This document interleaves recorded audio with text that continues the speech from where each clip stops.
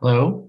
I'm delighted to be here, and I'd like to begin by thanking the organizers for inviting me to participate in this World TB Day conference. And I'm very sorry I can't be there in person.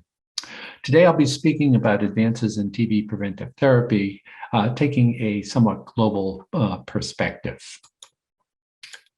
So I'll begin by asking the question, why treat TB infection? Often it's a chicken or egg question. Do we treat the disease? Do we treat the infection? Why do we treat the infection? And the answer is because all TB disease arises from TB infection. You can't have disease without the infection. And by treating the infection, we can control the incidence of the disease and reduce the incidence of disease.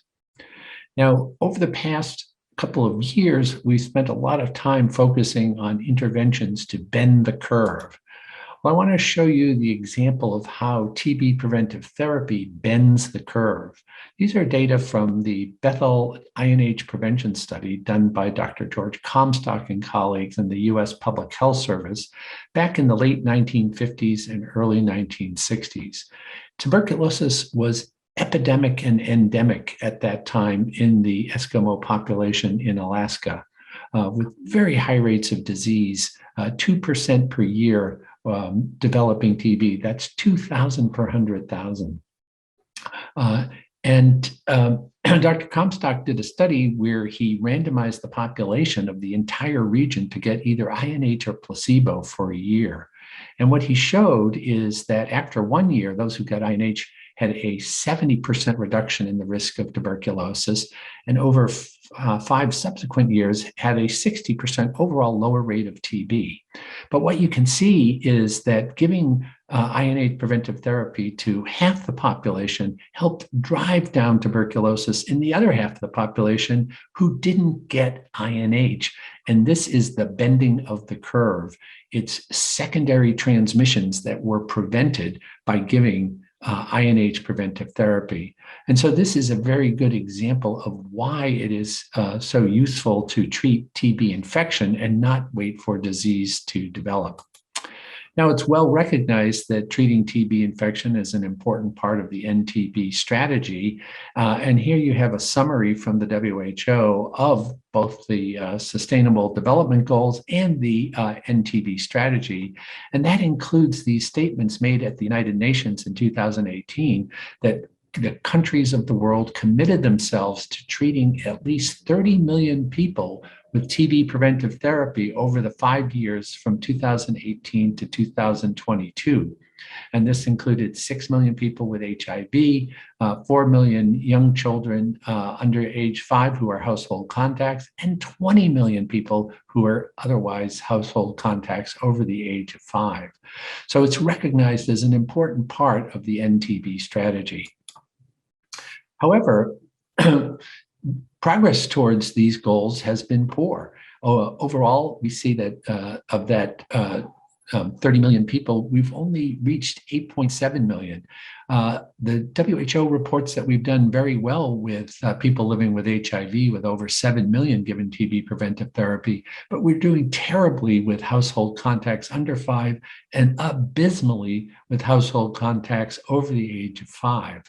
So progress is lagging. The HIV numbers are likely overestimated, as I'll show you in a moment. Children under 5 are lagging badly, and household contacts over 5 are completely neglected. So we really need to do much better. Why do I say that the HIV numbers are overreported or exaggerated? Well, here are data published by the CDC in 2020 looking at the uptake of TB preventive therapy in PEPFAR programs where it was mandated that TB preventive therapy be done. And you can see over several different time periods among people who are initiating antiretroviral therapy, a very tiny proportion of them receive TB preventive therapy. And if PEPFAR programs aren't delivering TB preventive therapy, it's highly unlikely that other programs are doing much better. What about treatment of exposure to TB in children. This is from a study led by Nicole Salazar-Austin at Johns Hopkins, working with colleagues in South Africa, looking at household contacts of adult TB cases in Klerksdorp, South Africa, and showing the cascade of care. And what you can see is that this was a randomized trial looking at two different strategies for reaching these children. But of the household contacts that existed, only half were identified and brought to the clinic, and only half of those were effectively screened. Most of those who were screened were started on INH preventive therapy in this case, but there was very low completion rates. So the overall cascade of care results in only 11% of these children exposed to a TB case in their household being given a course of TB preventive therapy. So what's the problem? Well, there's been lots of problems over the years. There are challenges with toxicity of treatment, isoniazid toxicity, poor adherence to treatment. There's been fear of resistance emerging from TB preventive therapy, though there's been no evidence of that. There's a concern that it won't be effective against reinfection, especially for people with living with HIV. And there's been a real lack of understanding of the impact of treating TB infection on TB dynamics. But as we look back to the 1960s and the work in Alaska, it's clear that TB preventive therapy has a profound impact on TB dynamics. So what can we do to make things better? Well, we can find safer regimens that have less toxicity, shorter regimens, and perhaps even long-acting injectables. We have to rule out active TB first so we don't end up with monotherapy or inadequate therapy for active disease. We have to be able to use it with antiretroviral therapy, but we have to be able to evaluate and appreciate the population level impacts of TB preventive therapy. Over the course of a dozen years or so, my colleagues and I, working around the world, developed one new short course regimen, 3HP, weekly rifapentine and isoniazid, and in 3 clinical trials showed that weekly rifapentine and INH, 3HP, was non-inferior or almost superior to isoniazid in adults, adolescents, and children, including people living with HIV infection. It was safer overall than INH or than another short course regimen, rifampin and PZA, and it had better adherence and treatment completion. And the reason it had better adherence and treatment completion is pretty obvious. The shorter the regimen, the easier it is to complete. And so here we see the proportion of patients in this largest trial, 3 months of INH versus 9 months of 3 months of rifapentine and INH versus 9 months of INH. The rate of discontinuation was actually a little higher with the 3HP arm, but it was finished faster. So the people who were taking INH for 9 months had a lot more time to stop treatment, and they stopped treatment more because they got tired of it than because it was toxic. So what about repeated courses of preventive therapy? What about reinfection? There's a serious worry that people had that people living with HIV would get reinfected and that a single round of TB preventive therapy would not be successful. And that led to the WIP-TB study led by Gavin Churchyard from the Orem Institute in South Africa, published last summer, northern summer. And this was a randomized trial that compared a single round of 3HP given once to annual rounds of 3HP given once and then repeated at a year. There's also a small control group of people getting 6 months of INH and only followed for a year. So this study showed that, first of all, completion of the 3HP rounds was much greater than completion of INH. Shorter regimens are easier to take. So 90% completion of 3HP versus 50% completion of isoniazid. But what it also showed was that the second round of 3-HP for those who received it didn't provide any benefit. And these are the rates of TB that occurred in those who received either 1 or 2 rounds of 3-HP. And you see there's just absolutely no difference between the two regimens. This is looking at death, and there's a slight difference in rates of death with the people who got 2 rounds having a slightly higher rate of death, but this was not at all statistically significant. We can conclude that a single round of TB preventive therapy for people living with HIV who are receiving antiretroviral therapy is effective, and we don't need to worry about giving multiple rounds of treatment. Well, what about drug interactions? We know 3-HP is safe with efavirenz. That was shown long ago. What about giving 3-HP with dolutegravir, which is now the most commonly used antiretroviral backbone drug around the world? So in the Dolphin study, we looked at co-administration of 3-HP and dolutegravir in people with HIV. And what we found in this PK study is that there was a modest decline in the dolutegravir AUC. Overall, you can see about a 30% reduction in the AUC, but the trough levels remained adequate for almost all of the participants, and all of the participants maintained a viral load that was less than 40 copies throughout their treatment with 3-HP while on once-a-day dolutegravir. And so the conclusion is that 3-HP can be given safely to patients taking both dolutegravir or efavirenz without any dose adjustment.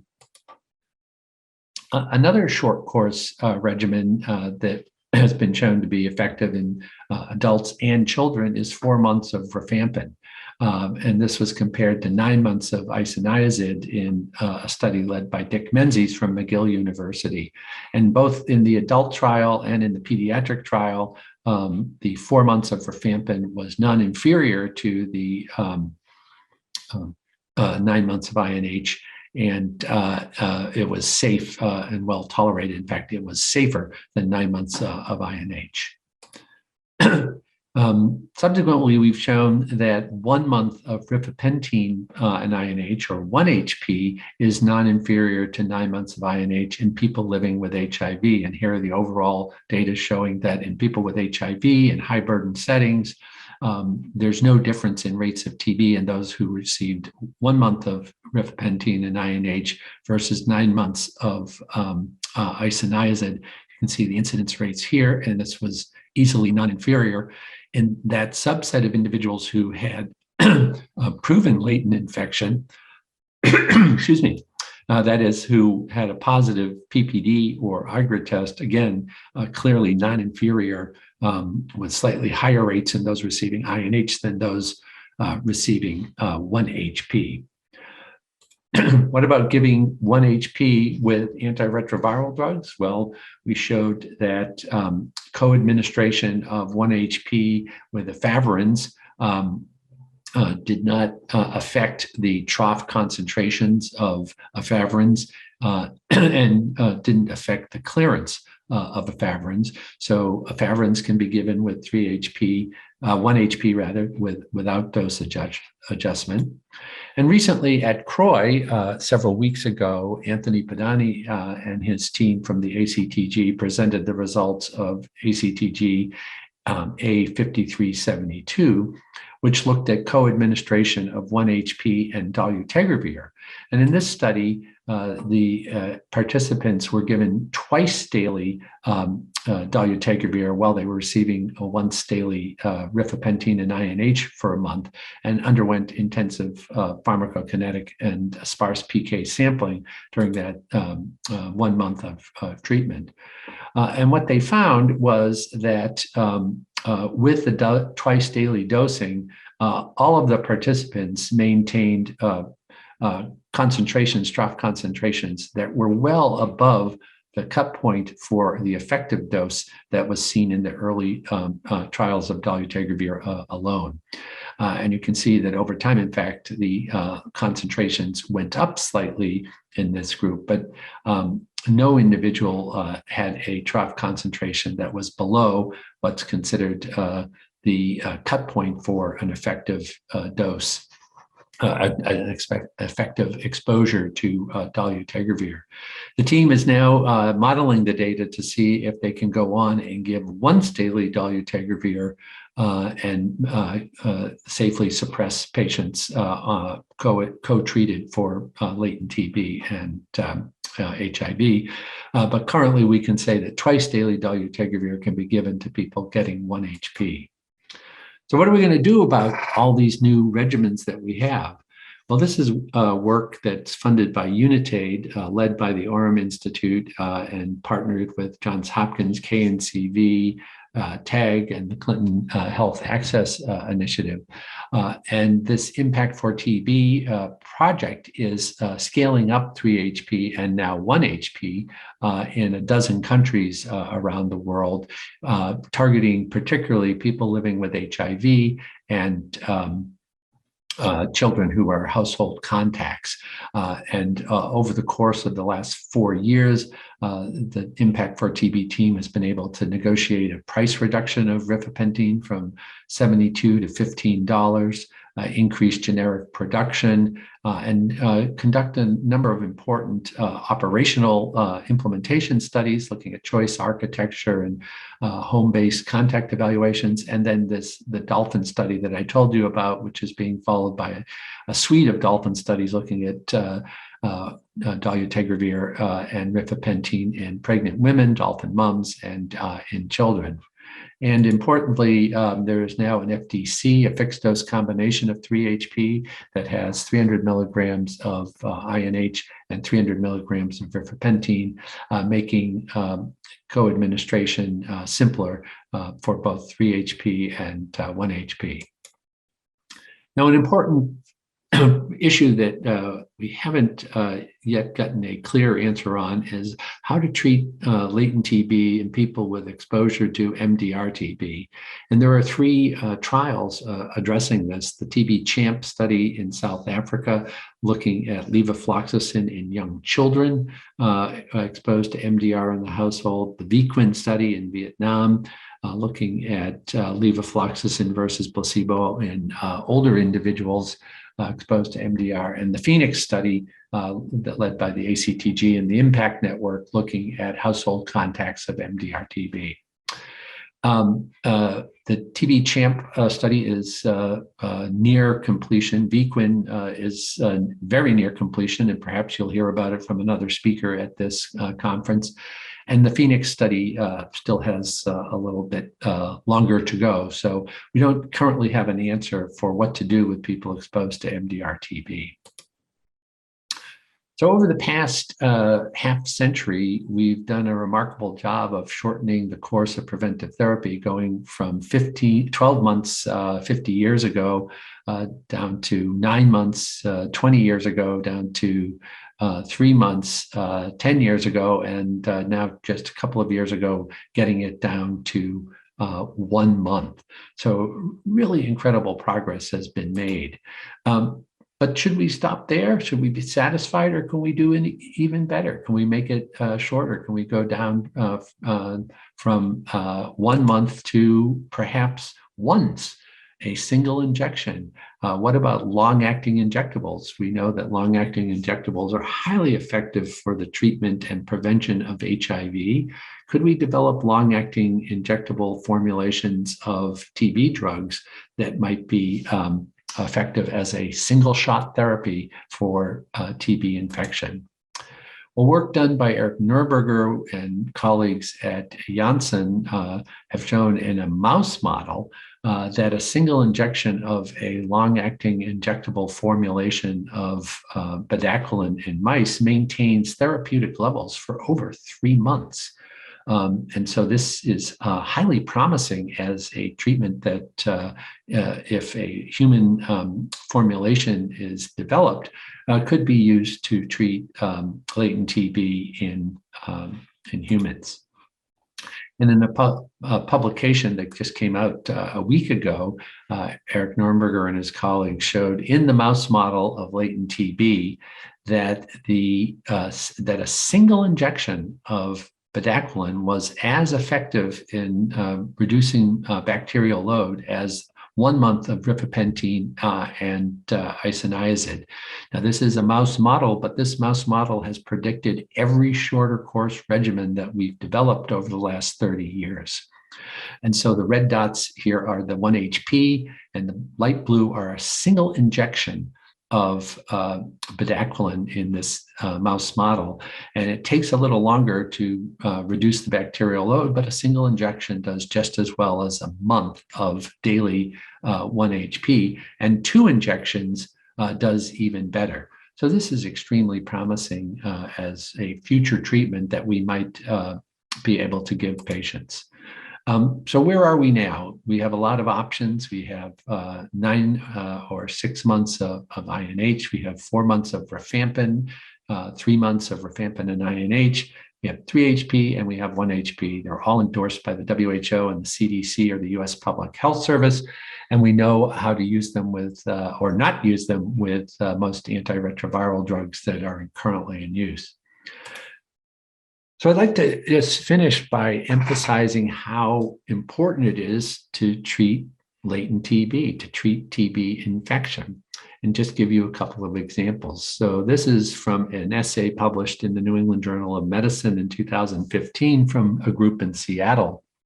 And they report that by using 3 HP rather, given weekly, they were able to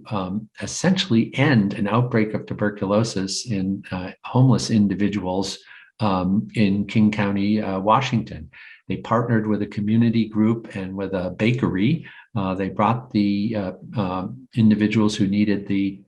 preventive therapy to the bakery every Saturday, fed them some pastries and coffee, and gave them their 3 HP. And you can see by doing this, they essentially eliminated this outbreak of tuberculosis in the homeless population. Another example is in northern Canada, in Nunavut, in the Inuit population there that had high rates of tuberculosis, and where there was an outbreak of TB in this very rural, very remote population. And because of the difficulties of giving 9 months of INH, they elected to give 3 HP. And what they showed was that overall, the uptake of 3 HP in these two communities compared to INH was slightly better, not hugely better, but the completion rates were certainly better, even though they were not statistically significant. The numbers are small, but they're considerably better completion rates of in the low to mid 70s versus 65%. But they then did some economic modeling, and what they showed was that the use of 3 HP in this setting was consistently more effective and cost saving compared to using the old standard of care, 9 months of INH. And then finally, work done by my colleague Kunchak Dorji and individuals at the Central Tibetan Administration in Dharamsala, India, looked at intervention in school children, Tibetan refugee school children who have high rates of both latent TB and active TB, and a comprehensive program of screening school children and offering TB preventive therapy with a short course, rifampin-based in this instance, regimen, and showed that the school children who received TB preventive therapy had extremely low rates of TB compared to those who elected not to choose TB preventive therapy, but that overall the incidence of TB disease over 3 years with this intervention declined by almost 90%, and the prevalence of TB infection significantly declined as well. So this is all just demonstrating that at the population level, treating TB infection in those at highest risk pays real benefits. So in conclusion and in summary, TB preventive therapy works, and it's necessary to end the TB epidemic. Uptake of TB preventive therapy has been poor, especially among contacts, but the newer short course regimens have the potential to greatly increase the use of TPT in high-risk populations. 3-HP is very easy, safe, and effective. 1-HP is even easier, safe, and effective. And shorter, more potent regimens that may work for all TB, such as with bedaquiline, are in development, and a long-acting injectable is very promising. So I'll end there and thank my colleagues at Johns Hopkins, the Perinatal HIV Research Unit, the ACTG, the Impact 4TB Group, the TBTC, and our funders who shared in producing the work that I am showing you today. Thank you. Thank you for the opportunity to participate in this World TB Day conference. I'd like to thank the conference organisers and also to wish my very best to people in Thailand and online who are joining this important conference. Today I'm going to be sharing with you some perspectives on tuberculosis preventative therapy and discuss some research and our experiences in Vietnam treating latent tuberculosis infection. And I'd particularly like to acknowledge the Vietnam National Tuberculosis Program with whom we've conducted this research. You would all be familiar with the Ntb strategy of the World Health Organization, which aims to reach TB elimination by the middle of the century, with a reduction by 2035 shown here. Now, one of the challenges that was faced even before COVID-19 was the very slow reduction with business as usual, just a 1.5% reduction per year. The COVID pandemic has put this back even further. However, the principle still applies, which is that we need new tools and new strategies if we're going to rapidly reduce the rate of tuberculosis globally. And for this reason, we need to do more than business as usual. That is, in high burden countries, we need to do more than treating tuberculosis disease when it occurs. With that in mind, the World Health Organization and many national tuberculosis programs are increasingly recognizing the importance of latent tuberculosis infection as a part of this strategy. Latent tuberculosis infection is caused by Mycobacterium tuberculosis, which causes an immune reaction that can then be measured. The reaction, which may be measured by a tuberculin skin test or an interferon gamma release assay, shows infection, but there's no evidence of disease. This is a little bit like hypertension or hypercholesterolemia in relation to heart disease. That is, it's a risk factor which is modifiable and indicates an increased risk of progression, but doesn't indicate that a person will certainly progress to the disease. And similar to hypertension or hypercholesterolemia, we need to be looking at strategies to address that risk factor in order to progress the disease outcome. On the other end of the spectrum, active tuberculosis is a disease that affects primarily the lungs, that affects both the individual themselves, but also is able to be spread through the air to other people. And for this reason, the treatment of latent tuberculosis infection can also have public health benefits as well as individual benefits by preventing transmission of tuberculosis in the future. It's increasingly recognized, however, that there's not a binary state between active tuberculosis and latent TB infection, that in fact it's probably a spectrum that has several stages. And these intermediate stages, such as incipient tuberculosis, where there may be some metabolic activity of the bacterium, and subclinical disease, where there may also be measurable radiological or microbiological evidence, these states are likely to precede active tuberculosis disease. And there's been some interesting work done, particularly in South Africa, looking at biomarkers which can predict progression to active disease and indicate these states, although the significance of these states is still being evaluated through research. We know that latent tuberculosis infection is particularly common amongst some high-risk populations. Most characteristic of this is the contact population, that is, people who've been exposed to patients who have active tuberculosis. We conducted a meta-analysis of 135 studies, including almost 500,000 people who were tested for latent TB infection. These were contacts of patients with known tuberculosis. And we found amongst those contacts that the pooled prevalence of latent TB was 42.4%, with significant heterogeneity. And interestingly, the prevalence was highest in countries that have been classified as low or low middle income countries, and the prevalence of latent TB infection was highest amongst countries where the incidence of tuberculosis was also high. So this indicates that close contacts are a high-risk population, particularly in high-incidence countries, and therefore this population may benefit from treatment to prevent the progression from latent TB to active TB. Our meta-analysis also demonstrated that the timing of this incidence is likely to be soon after the initial exposure. So when we looked at the pooled incidence against time, you can see on this graph here that most of the incident disease occurred within the first 2 years after exposure to the index patient. And so this is an indication that tuberculosis prevention is most likely to be beneficial in people who have been recently exposed. So what is currently the state of play in terms of latent TB infection treatment? Well, amongst the global burden of latent TB, which is thought to affect around 1 in 4 people globally, a very small proportion are able to access treatment.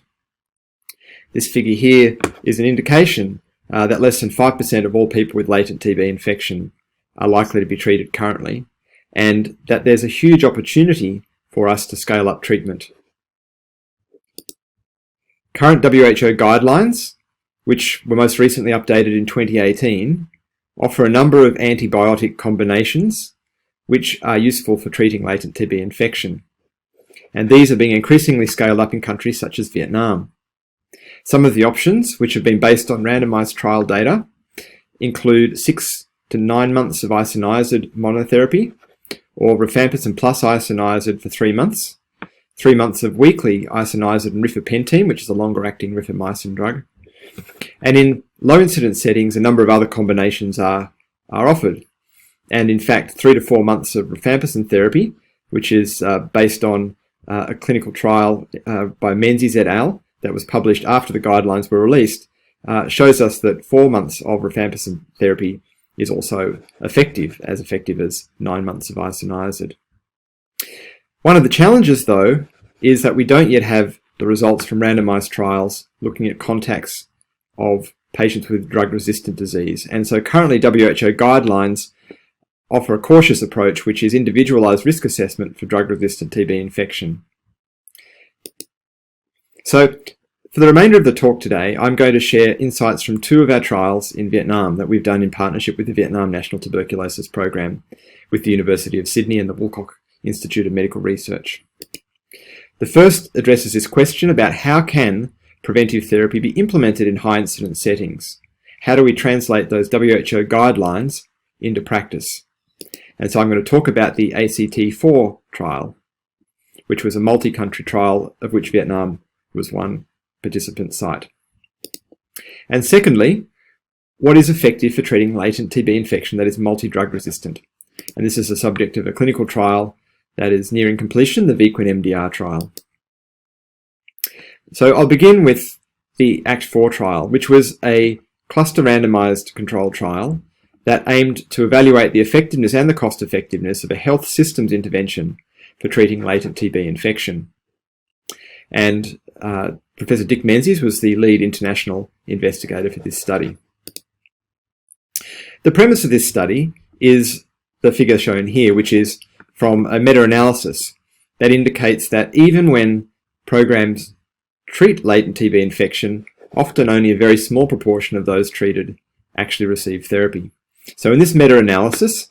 out of 100% of people who are intended for screening, only around 70% are initially tested. Many don't receive the test result, or if the test result is positive, they may not be referred. they may not complete the medical evaluation, and so just over a third of these patients who are intended to screen for latent TB infection receive a recommendation of latent TB treatment. Of the total who are intended for screening, just around 30% start treatment, and many of those don't complete treatment. So therefore the drop-off is very substantial between the number of people who are intended for screening and the number of people who actually start and then complete treatment for latent TB. So this cascade analysis demonstrates that at each of these steps there are important opportunities to reduce the progression, to reduce the drop-off, and therefore increase the uptake of the treatment for latent TB infection. And so you can see, therefore, if we go right down, that just 18.8% of people at the moment, according to this meta-analysis of multiple studies internationally, completed treatment. So the ACT4 study was a cluster randomized trial where the clusters were basic health units such as TB clinics. And it was conducted in Canada, in Vietnam, in Benin, in Ghana, and in Indonesia. There were two phases. The first was a standardized public health evaluation, which was a process of developing a local approach to TB preventive therapy. The second was implementing these solutions in the form of a cluster randomized trial. There were several phases. The first was a process of evaluating the program. We used a combination of quantitative measures to create our own local cascade of care and questionnaires for stakeholders such as healthcare workers to understand the losses at each step of the cascade. This resulted in a discussion with the programs and a series of stakeholder meetings, which were then reviewed and developed a series of approaches to go and implement latent TB therapy. And finally, this led to the health system strengthening intervention, where we applied these within the programs. And then we used the Cascade Approach, which is measuring the different stages of the cascade of care that I showed you, to look at how effective that was being. And the outcome was the number of index patients with TB who were documented, and the number of household contacts who were identified and started on treatment in the final 6 months of the study. And at each stage we conducted an assessment of costs in order to look at the cost of doing this in a programmatic setting. The publication that arose from this is Oxlade et al. In Lancet Public Health last year. So there were 24 clusters included, of which 12 were randomized to the control and 12 to the intervention. And we screened a total of 1,043 index patients with TB in the control clusters and 1,026 index patients with TB in the intervention clusters, and around 1,400 contacts in the control clusters and over 2,000 contacts in the intervention clusters. This is a description of some of the sites. So you'll see here there's a range of both low and high incidence settings, and public hospitals, public TB clinics, and primary care clinics in different countries. Within Vietnam, this is a map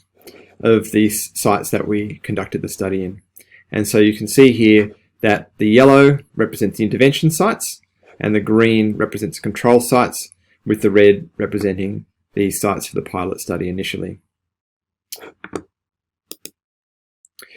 So what we found during the first phase was that there was minimal knowledge about latent TB infection, both in the general community and also within the healthcare worker population. That there was a lack of recognition that latent TB infection was an important priority for the contacts of index patients with TB,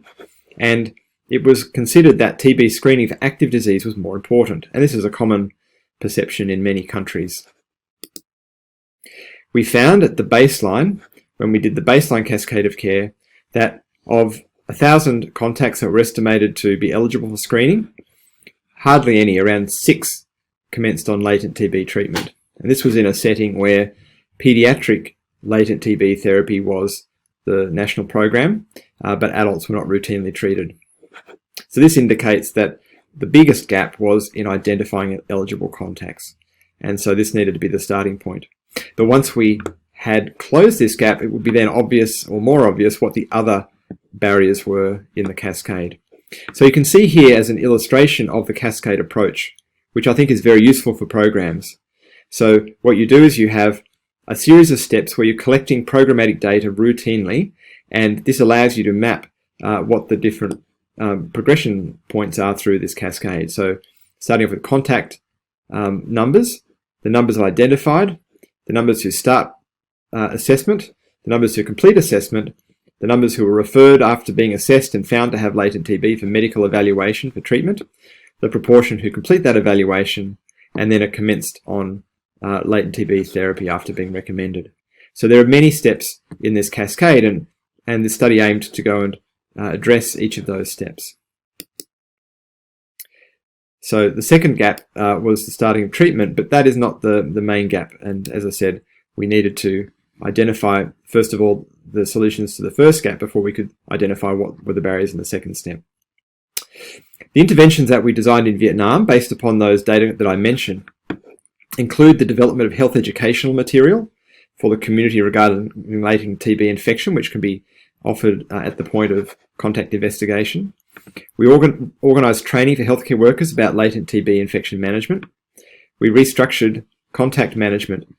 so that we were able to deliver it at healthcare facilities. Previously, healthcare workers had gone to households, and this had been a big barrier because of the limited time that people had to do this. And also the expertise lay primarily within the TB program rather than in the community workers. So we developed a process of household visits to go and invite people to attend screening, and then developed a registry which was based in the clinics so that they could write the data themselves and then report through to the research leaders about their progress regularly. And we conducted in-service training, which included an experienced tuberculosis physician visiting the district clinics and educating the staff about the study and also about latent TB. And this was a really important part of the process to go and identify what were the local questions and the local gaps. This is an example of the material that was used. So this is in English, but it was translated into Vietnamese. Information about what is latent TB, information about TB occurring more often in contacts, and who should be tested for it, what was the treatment that was available, and that it was free of charge to be screened and treated for latent TB infection in these clinics. We also had some guidance for how to produce sputum, and some information for those who started on latent TB treatment about what happened if they missed a dose and how to manage adverse events. The Vietnamese experience included in-service training twice a month for the first month and then once every month after that. You can see here in the other countries that there were different schedules of in-service training based on the local needs and resources. Now this is a figure that shows the Vietnamese sites against some of the other countries in the study. The red indicates the baseline, which is phase 1 in the intervention and phase 1 and phase 2 in control. And you see here before or without the intervention, the average number of household contacts identified per index patient, which is the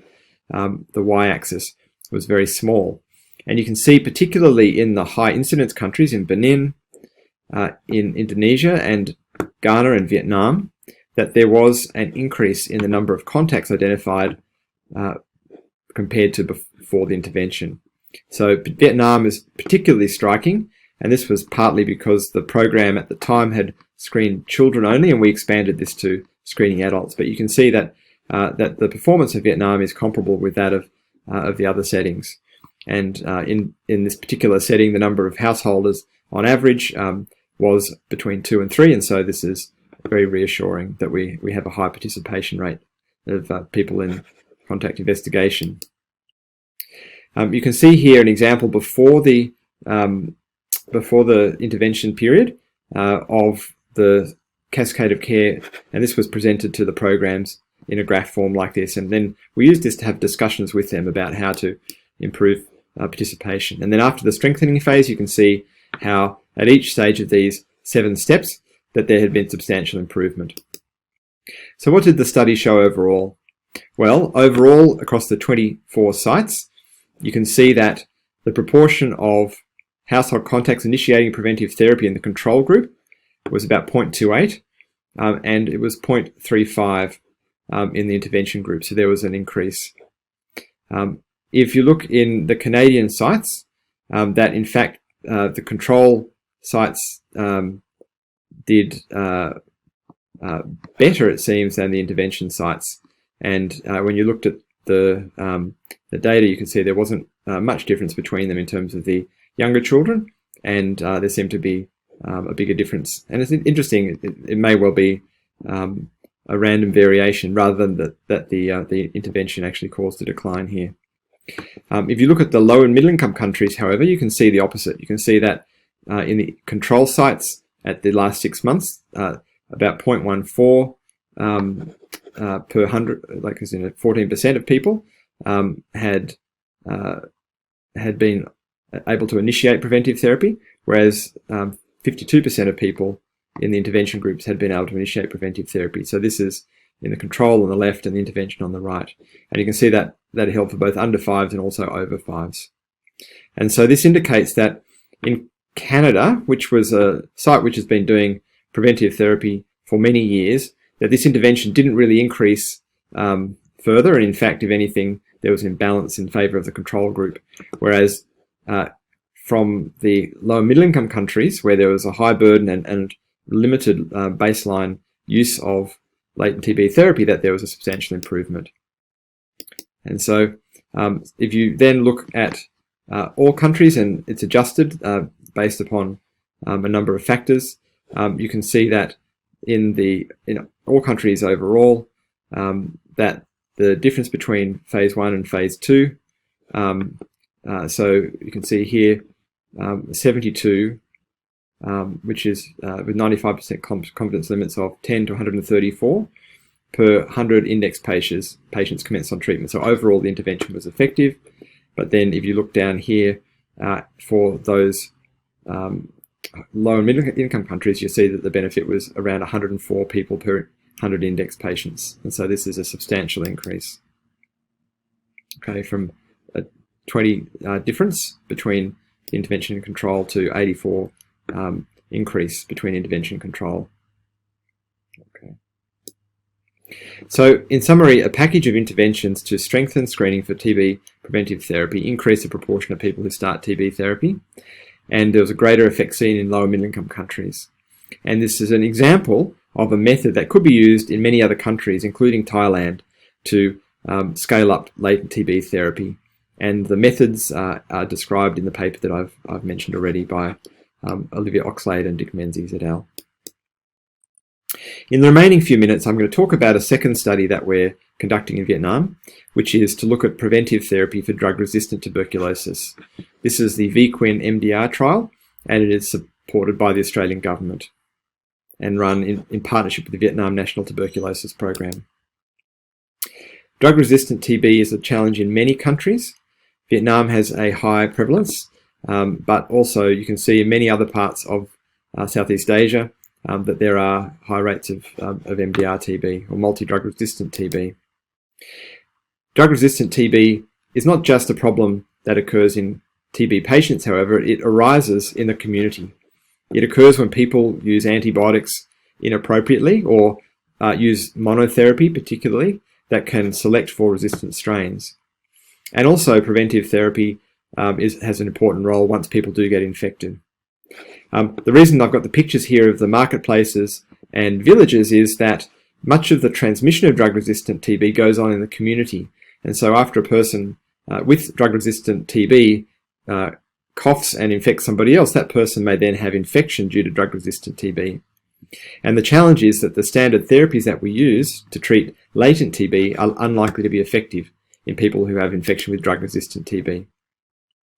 So prevention is obviously very important, both prevention of drug resistance in the first place, prevention of susceptibility to getting TB disease, and also preventive therapy to prevent latent TB infection from becoming active TB. We really need to learn more about how to prevent drug-resistant TB because drug-resistant TB is very costly because of not just the cost of the drugs, but also the impact upon patients and their families who have to miss work and have frequent encounters with the healthcare system. It's also an area where there's a huge number of gaps, and you can see listed here a research agenda for many areas of drug-resistant TB which need research. And one of them at the bottom there is preventive therapy. Up to now, there haven't been any randomized trial data to inform what is the most appropriate therapy for treating drug-resistant TB.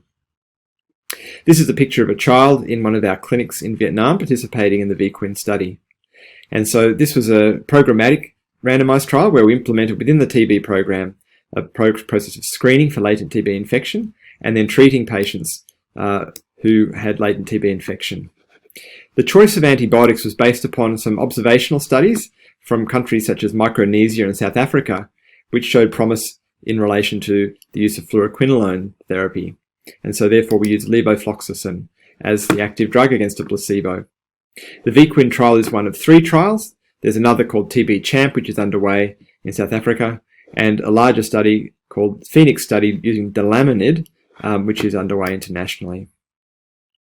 So the Quinn study was conducted across Vietnam in 10 different provinces that you can see listed there within the National Tuberculosis Program. And we gave 6 months of daily levofloxacin at standard doses against placebo and then followed people up for a total of 30 months after enrolment. The study has recruited 2,000 people and we are expecting follow-up to be completed in March 2022. The final results will be available, we hope, later this year, and will provide the first data about the effectiveness of preventive therapy for drug-resistant tuberculosis. And we're looking forward to sharing those results once they're available. So it's important to acknowledge all of the researchers who've been involved from the National Tuberculosis Program, and you can see a number of them here. Particularly like to acknowledge Dr. Bing Nguyen, who is the project coordinator for the Quinn study, and also the other staff from the National Tuberculosis Program, including Professor Nguyen Viet Nhum, the director of the National Tuberculosis Program. And this is the staff of the Woolcock Institute, which is one of the partners implementing this study. You can see here many of the people who've contributed to the research that I've described, and I'd like to acknowledge Professor Guy Marks, who's a research leader with our group, who's also been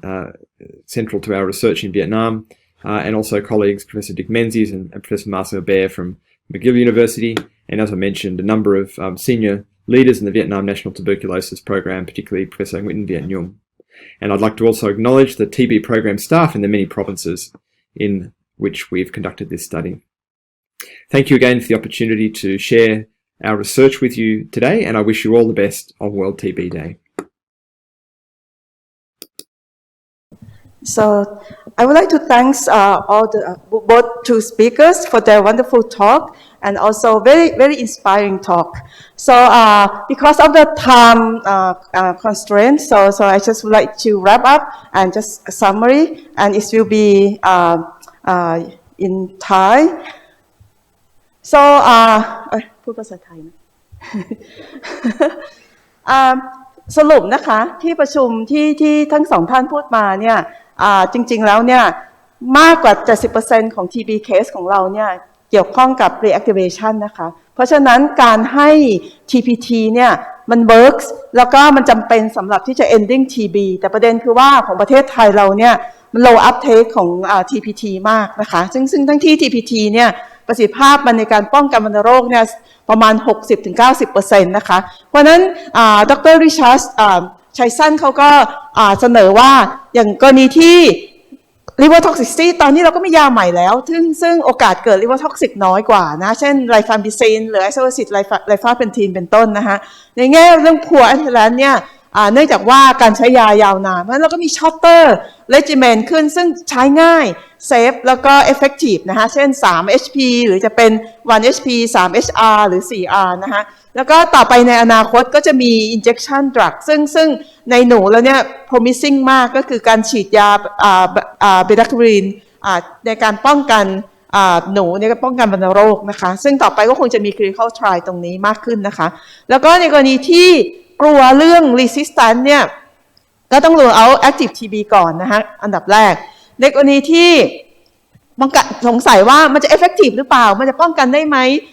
ถ้าให้ TPT ไปแล้วจะป้องกัน reinfection ได้ไหมโดยเฉพาะในคนไข้ HIV ตรงนี้ก็สรุปก็คือว่า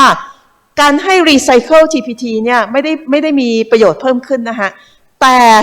ในคนไข้ HIV ถ้าเราให้ TPT คู่กับยาต้านมันก็จะทำให้ลดการเกิด active TB ได้ถึง 95% ได้เลยนะคะแล้วก็ยาต้านตอนนี้ให้ได้เกือบทุกตัวแล้วก็ DTG ซึ่งเป็นยาใหม่เนี่ยสามารถที่ให้กับ3 HP ได้นะคะนี่ข้อมูลจาก Dolphin Trial ไม่ต้องเพิ่มโดสนะถึงแม้ระดับยาจะลดลง 30% แต่ว่าระดับยาก็เหนือกว่าปริมาณที่จะฆ่าเชื้อTB HIV ได้นะคะstudy A5372 เนี่ยก็จะโชว์ว่าการให้ 1 HP กับ DTG safe นะคะตอนนี้ยังให้เป็น50มิลลิกรัม BID ใน study นี้อยู่แต่ว่าดูจากระดับยาแล้วเนี่ยระดับยามันสูงกว่าที่ให้ OD dose ของ DTG เนี่ยค่อนข้างพอสมควรเพราะฉะนั้นจริงๆแล้วเราคิดว่าไม่จำเป็นต้องเพิ่มขนาดยาเหมือนกันนะคะแต่ว่ารอดู study result ก่อนนะของ A5372 ใน next phase นะทีนี้อันนี้กรณีที่ lack of understanding impact on TB dynamic ตัวนี้เขาก็ example เนี่ยค่อนข้างดีมากเลยว่ามันสามารถที่จะ bend the curve เนี่ยของ TB incidence ได้ไม่ว่าจะเป็นที่阿拉斯加หรือไม่ว่าจะเป็น zero TB case ในอินเดียนะคะหรือว่า home rate ใน Seattle นะคะเพราะฉะนั้นจริงๆแล้วการให้ TPT เนี่ยมีประโยชน์นะคะทีนี้มาตรง contact case เนี่ยก็จะเห็นว่ามันจะสูงมากในประเทศที่เป็น low หรือ low middle income country ใช่ไหมโอกาสที่จะเจอincident LTBI ก็จะสูงแล้วก็ในกรณีที่เป็น high TB setting นะคะเพราะฉะนั้นโอกาสก็จะสูงขึ้นอันนี้ตามนี้ได้เลยนะคะเพราะฉะนั้น WHO เองเนี่ยแนะนำอยู่3กลุ่มนะคะที่ควรจะให้ TPT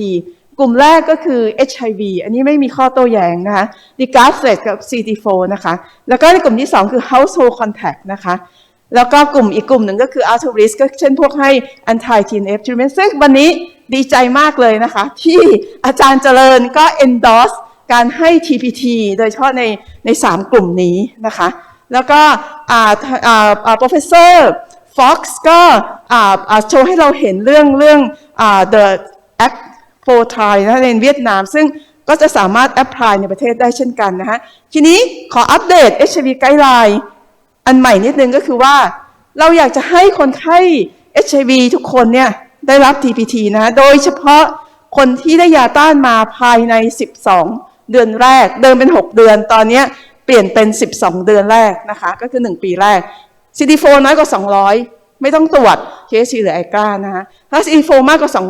200ถ้า THC บวกหรือ positive ไอกล้าให้แต่ถ้าไม่สามารถมี THC หรือไอกล้าก็สามารถให้ได้เหมือนกันนะคะก็คุย risk กับ benefit กับคนไข้ close contact ให้ไม่สนใจ THC หรือไอกล้านะคะทีนี้ regimen จาก WHO ตามนี้ได้เลยนะคะทีนี้จากตัว1 HP เนี่ยก็อยู่ใน WHO guideline แล้วจะเป็น alternative นะคะเพราะว่าไม่มีข้อมูลใน HIV ใน non HIV จะมีข้อมูลเฉพาะใน HIV นะคะทีนี้ไกด์ไลน์ของประเทศไทยเราแนะนำตัวไหนนะคะเนื่องจากว่าคอสมันค่อนข้างสูงเพราะฉะนั้นเราแนะนำ isoniazid rifapentine weekly ตอนนี้ของกระทรวงเนี่ยมีแบบfixed dose combination นะคะซึ่งสามารถให้ได้ง่ายนั่นคือ3เม็ดweekly นะคะก็จะง่ายขึ้นนะคะแล้วก็อันนึงคืออยากจะเน้นว่าอยากจะให้ดูน้ำหนักตัวด้วยอย่างที่อาจารย์เจริญเน้นก็คือว่าถ้าน้ำหนักตัวน้อยควรจะลดขนาดยาเพราะโอกาสเกิด toxicity จะสูงขึ้นนะคะมันอีกสูตรหนึ่งก็คือเป็น 1 HP ตรงนี้ถ้าไม่สามารถจะให้ไรฟาเพนทีนได้ก็ให้เป็น isoniazid 300อันนี้คือเฉพาะ HIV นะคะเพราะฉะนั้นนี่ผลข้างเคียงก็ตามนี้แล้วก็ risk ของ hypersensitivity เยอะก็จะเป็นผู้หญิงนะคะแล้วก็อายุมากกว่า35ปีหรือหนักน้อยทีนี้มีสตีของประเทศไทยเองเนี่ยเราก็มีเปรียบเทียบ 1 HP กับ 3 HP ใน15โรงพยาบาลนะคะโซฟาตอนนี้ก็คือว่าเรายังไม่เจอคนไข้ที่เป็น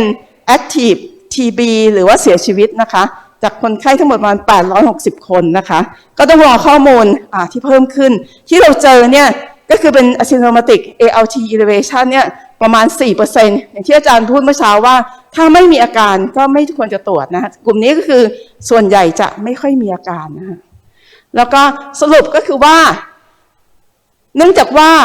ถ้าเราไม่รักษา Latent TB คนไข้จะเป็น Active TB มาเรื่อยๆเพราะฉะนั้นก็จะวนลูปเพราะฉะนั้นอยากจะให้ทำทั้ง3 strategy นะคะก็คือค้นหาแล้วก็รักษาแล้วก็ prevention นะคะแล้วก็สูตรที่คิดว่าง่ายก็คือ1 HP หรือ3 HP แต่1 HP ง่ายตรงที่ว่าพอจะเกิด side effect เนี่ยที่เรามาสลับที่1 เดือนเนี่ยก็หยุดยาพอดีเลยเช่น ALT ขึ้นไม่ต้องคิดมากแล้วก็หยุดยาแล้วก็เป็น standard dose ก็คือ dose ไม่ได้สูงมากเพราะฉะนั้นเท่าที่ดูเนี่ยคนไข้ HIV จะชอบ1 HP มากกว่า3 HP แล้วก็โอกาสลืมก็จะน้อยกว่าที่เป็น weekly ด้วยก็ขอบคุณค่ะ